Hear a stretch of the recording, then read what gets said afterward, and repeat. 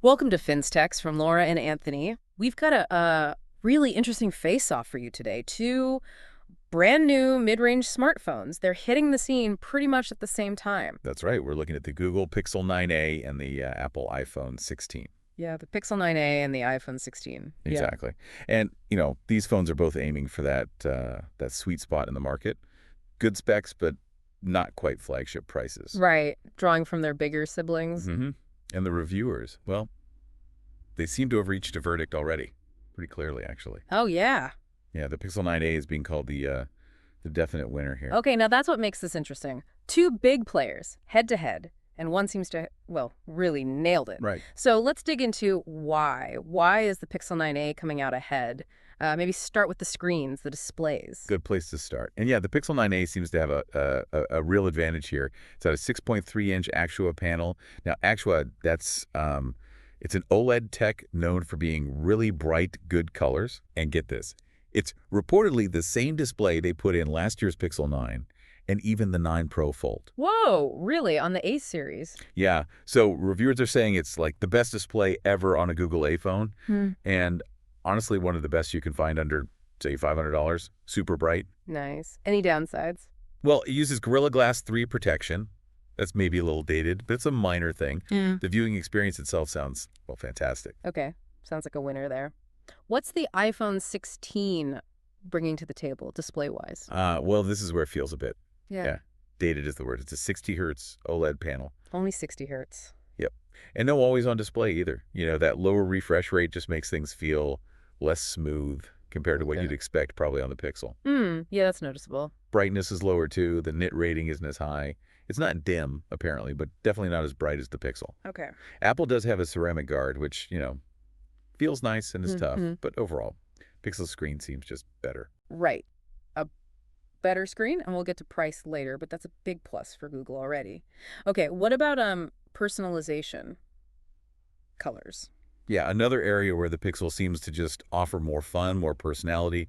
The iPhone 16 is super basic, black, white. That's it. Just black and white? Seriously? Yeah. Reviewers called it kind of stale, especially when you think about the regular iPhone 16 colors, or even Apple's past stuff, like the old iPhone 5C. Remember those? Oh, yeah, the colorful ones. So very limited from Apple. What's Google doing? Well, the Pixel 9a also has black and white, sure. But then you get Peony, that's the bright pink, same as well on the name Pixel 9. Okay, the pink one. And a totally new color, Iris. It's described as this really nice purplish color. Google even mentioned it's kind of like the power button color on the old Pixel 3a. Oh, I remember that. People love that little accent. Exactly. So it just feels, fresher, more appealing choices. All right, so Pixel wins on screen, wins on color options. Now, what about the smarts, the AI stuff? Both are pushing that, right? They are, yeah.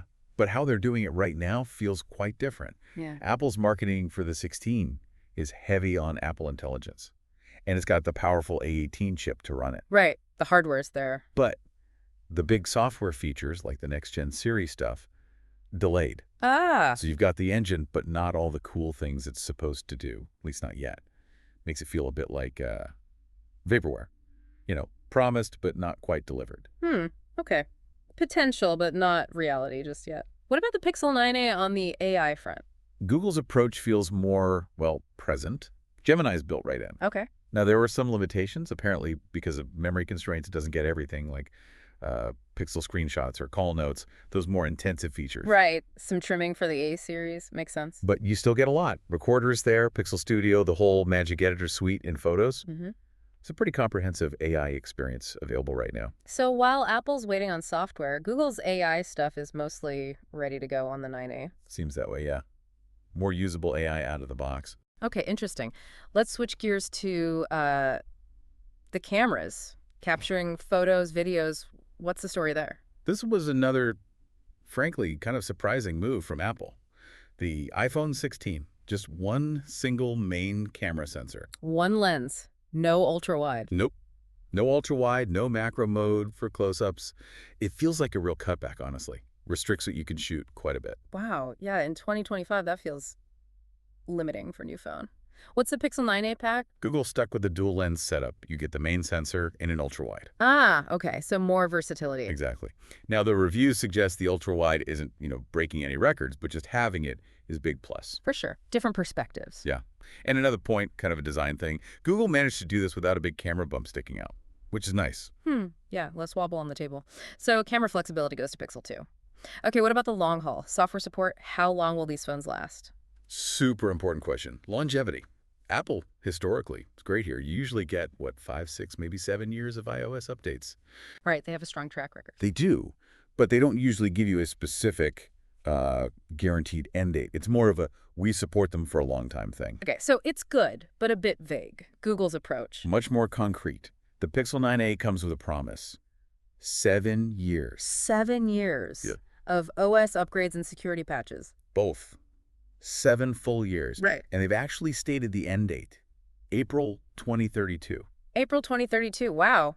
That's really good for a phone in this price range. It's exceptional. Seriously, that level of transparency and commitment is a huge advantage. You know exactly how long your investment is protected. Yeah, no guesswork. Okay, clear win for Pixel on guaranteed support length. So it's looking pretty one-sided. Let's talk bottom line, the price. Right, and this kind of seals the deal, according to the reviews. Yeah. The Pixel 9a is a full $100 cheaper than the iPhone 16. $100 less. Yep, so when you add that to everything else we've talked about, the better screen, the colors, the more available AI, the extra camera lens, the much longer guaranteed support. Yeah. That $100 difference makes the Pixel 9a look like significantly better value. It really does stack up. Are there any reasons someone might still lean towards the iPhone 16 despite all this? Well, sure. There are always edge cases or specific priorities. The A18 chip in the iPhone is very powerful.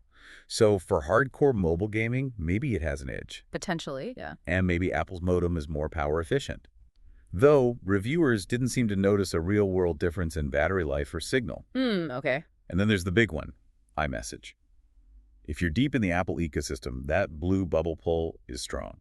True, the ecosystem lock-in. Definitely. But weighing everything for the best overall package, the best features for the money, the Pixel 9a just seems like the smarter buy. Yeah, it sounds like it. So just to sum it up, Pixel 9a seems to win on display, quality, color options, having more usable AI right now, camera versatility, that amazing long-term software guarantee, and it costs less. It pretty much covers it. It really makes that reviewer conclusion, Pixel 9a wins, iPhone 16 is kind of a bad deal in comparison. It makes a lot of sense. It certainly makes you wonder where Apple will focus its efforts in the next iteration to regain ground in this competitive space. Don't forget to like, share, and subscribe.